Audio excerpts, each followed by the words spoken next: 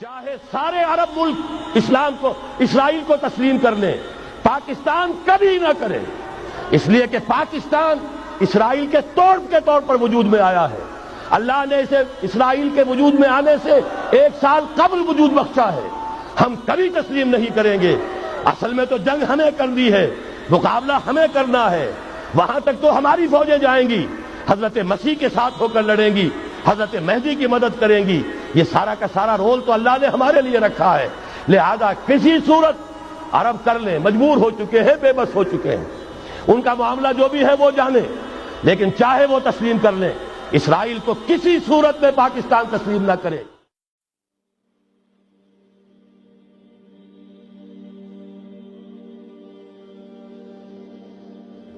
اسی طریقے سے فورن پالیسی کے ضمن میں 3 باتیں، بلکہ فورن کیا، وہ تو ہماری اندرونی بھی ہے۔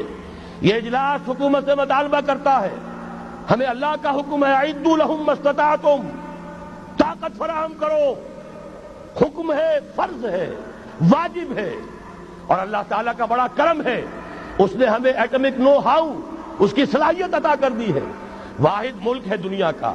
اور یہ بھی ثابت کرتا ہے یہ واقعہ بھی، اللہ تعالیٰ کی مشیت میں کوئی بڑا رول ہے اس ملک کے لیے۔ اپنی خودی پہچان، اے مسلم پاکستان، اپنے مقام و مرتبے کو پہچانو۔ 400 سال سے مجددین امت کی بارش فوار تم پر پڑتی رہی ہے، تم نے اس کا حق ادا کیا، اس کے بارے میں غور و فکر کرنا چاہیے۔ بہرحال یہ اللہ نے ہمیں توفیق دی ہے، اس کو بھرپور طریقے پر اسے آگے بڑھایا جائے، کسی بھی درجے میں رول بیک نہ کیا جائے۔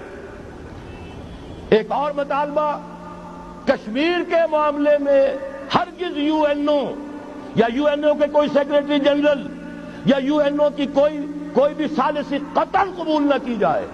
یو این او امریکہ کا زر خرید اور امریکہ یہودیوں کا غلام، لہذا اگر اس طرف آپ نے رخ کیا، یہ کشمیر کچھ اور ہو جائے گا، یہاں کوئی اسرائیل وجود میں آ جائے گا، کوئی یہودیوں کو اور امریکن کو قدم جمانے کا موقع مل جائے گا۔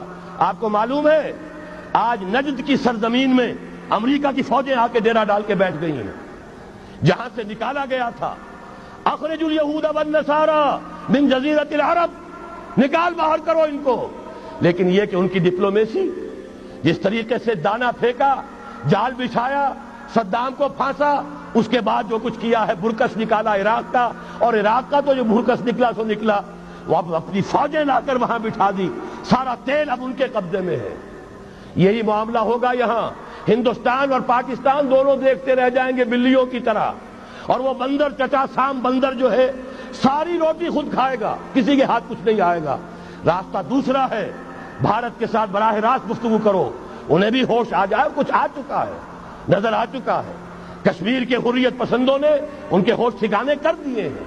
لیکن یہ کہ بہرحال باہمی گفتگو، اور اگر کوئی ثالثی کسی درجے میں، کوئی گڈ آفیسز، کوئی بھی ہمیں ذریعے درکار ہیں، تو جو پڑوسی ممالک ہیں ایران اور چین، ان کی مدد حاصل کر کے کوئی مفاہمت جو ہے لوکل طے کی جائے۔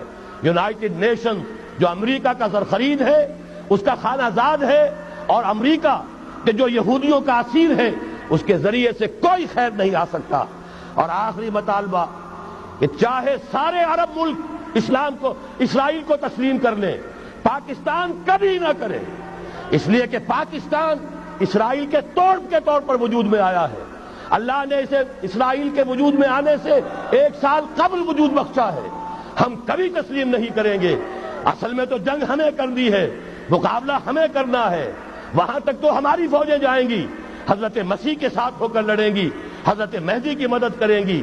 یہ سارا کا سارا رول تو اللہ نے ہمارے لیے رکھا ہے، لہذا کسی صورت عرب کر لیں، مجبور ہو چکے ہیں، بے بس ہو چکے ہیں، ان کا معاملہ جو بھی ہے وہ جانے، لیکن چاہے وہ تسلیم کر لیں، اسرائیل کو کسی صورت میں پاکستان تسلیم نہ کرے۔